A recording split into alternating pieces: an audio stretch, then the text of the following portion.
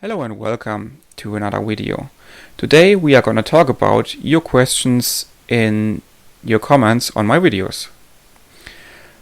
First of all, I would like to thank you for watching my videos, for participating as a subscriber or in the comment section, and also for your inspiration and the questions that you have asked me, because this channel should cover the interest of its viewers, and therefore it is very helpful for me to know about your thoughts and questions about my videos.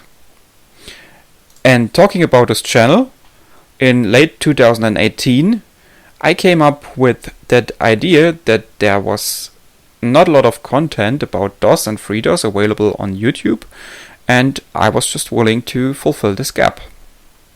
Luckily, this channel now counts almost 100 subscribers and enjoys a decent participation of its viewers. Those facts make me want to continue making my videos. Let's take a look at your questions. Still Mill wants to know, how do I copy a folder with subfolders in DOS? So even though I replied to this question straight away, I would like to cover this question in this presentation since I think it is an excellent question. We are going to use the command xcopy with the switches S and E, where the switch S tells the command to include subfolders and the option E tells it to also include empty subfolders. And after that we're going to use the path to the source and the path to the destination of the folder with subfolders that we are willing to copy. Okay, next one. John N reminded me that in my introduction to DOS video I did forget to mention CP/M, which was sort of the precursor to MS-DOS. And he's right. I didn't know about CP/M since I never worked with it before. But indeed, CP/M is an operating system that looks very similar to MS-DOS, and it should have been a part of the introduction to DOS video probably. So what I want to show you now is a quick presentation of what CP/M is with the stuff that I found on Wikipedia, and maybe if I find out more about CP/M, I will eventually create another video talking just about CP/M more in depth. Here we go. A look at Wikipedia shows us that CP/M was indeed a common operating system in the mid to late 70s. A glance at the pictures also reveals some similarities between CP/M and MS-DOS. The most commands used in CP/M probably also seem to be familiar to you.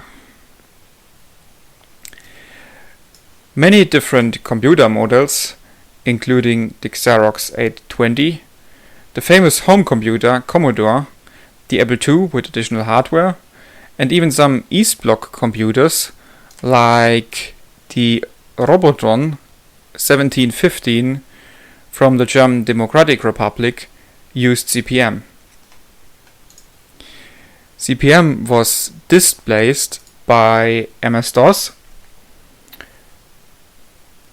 soon after the 1981 introduction of the IBM-pc. CP/M 86 was originally expected to be the standard operating system of the new IBM PCs, but DRI, Digital Research Incorporated, the developer of CP/M, and IBM were unable to negotiate development and licensing terms. IBM instead contracted with Microsoft to provide an operating system.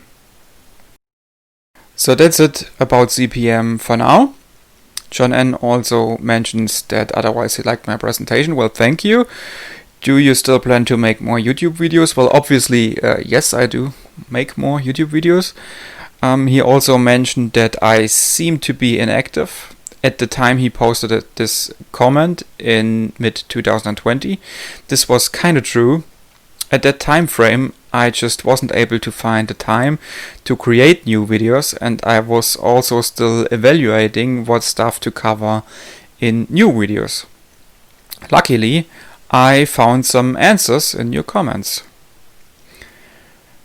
I'm planning to continue making videos for this channel. Eventually they won't come up on a regular basis though, so I'm probably not making monthly videos or anything like that. For me it's just every time I have an idea and some time, I will create a video and then upload it to YouTube. And sometimes those two factors just don't apply for a few months. Anyways, stay tuned for more. Okay, so next one. On my video, commands for handling files and folders in DOS, Jabberwocky123 says, I watched this last night, really excellent. Well, thank you. Stingy IT, please make more vids like this. I'd like to know how to dual boot it or to multi-boot it. Would I have to install FreeDOS first and then add Linux? Or is that too dangerous and maybe a VM box would be safer? Well, first of all, thank you very much for inspiring me right here. After I have read your question, I then decided to create the video how to set up dual booting and why you shouldn't do it. So there is a more in-depth video about this question on my channel, which you can watch right now if you want to. But to make it short, it is possible to create a dual boot or multi-booting setup with FreeDOS and Linux. And if you want to create a setup like this, it is the easiest way to install FreeDOS first and then add Linux. I wouldn't necessarily recommend to do so. Not necessarily just because it was too dangerous. But it is better for security, scalability, and easier migration to use a VM if possible. And also on most modern computers or even on older computers, you're probably gonna have the resources to run a VM with FreeDOS. Since FreeDOS really doesn't use a lot of resources, it will run on even lower end hardware like a Raspberry Pi or so. So I would prefer to install Linux as my main system or install Windows as my main system and then create a VM with FreeDOS on top of it. I think that's just the better way of dealing with it. If you want to know more about this topic, please feel free to take a look at the video mentioned earlier called how to set up dual booting and why you shouldn't do it. Okay, let's move on. And these type of programs are written in C or C++, right? Be nice to learn how DOS development is done in practice under FreeDOS or under Windows, Linux, and the XC copied over. Okay, so well, yes, the FreeDOS programs like say type or xcopy or so, they are all written in C. There is a book called Writing FreeDOS Programs in C from Jim Hall, the founder of FreeDOS. He just described what he did in order to create the FreeDOS programs. And this book is right here with me on my desk, and I will read it. And I'm willing to create a YouTube video about what I have learned in some time. So please stay tuned for this. Generally speaking, it is possible to create C programs right in FreeDOS, since FreeDOS comes with compilers for C. So you don't have to use Windows or Linux in order to create a program for FreeDOS. Bitteschön. Protector of Illinois says, I love this video. It's so excellent to learn about the history of MS-DOS. The one factor I've always hated about DOS, the damn file name restrictions. When naming files, you could only have a maximum of 12 characters. 8 characters for the base name, the dot separator, and 3 characters for the extension. For example, budget11.doc. I've always loved Windows because, starting with 1.0, it supported longer file names of up to 260 characters. Plus, I've always loved the graphical user interface. I never knew that DOS is still used today. I'm using Windows 10 now, but it can also run older DOS games as well. Then Michael Cranston replied, Windows 16-bit versions, 1.0, 3.1, etc. cannot use long file names. Okay, so let's talk about this. First of all, thank you very much for your flattering compliments about my introduction to DOS video. Indeed, DOS came with the file name restrictions and the so-called 8.3 file name. 8 characters for the base name, 3 characters for the extension. We have talked about this in my earlier video, commands for handling files and folders in FreeDOS. And about Windows 16-bit support for longer file names. Well, indeed, out of the box, Windows 3.11, for example, wasn't able to support longer file names. You also just could name a file with 12 characters. Windows 95 was the first operating system in the first Windows operating system that supported longer file names. The reason behind that is that Windows 3.11 and earlier DOS versions used the FAT file system, and the FAT file system had these restrictions of the 12 characters. Windows 95 then added WeFat, the WeFat extension, to the FAT file system. And with WeFat it was possible to use long file names and also automatically generate short file names in order to maintain backwards compatibility.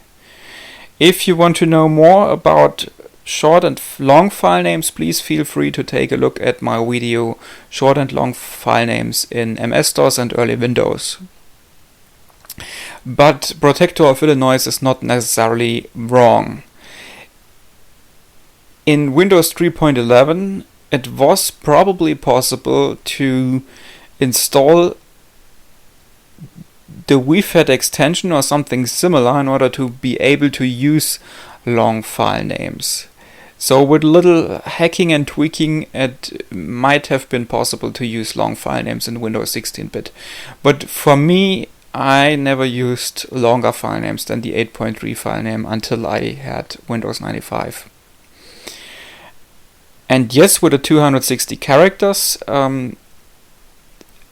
if you have a Linux system and you want to copy a file with an extremely long file name to a modern Windows system, even nowadays, Linux reminds you that Windows and NTFS won't be able to read file names longer than the mentioned 260 characters.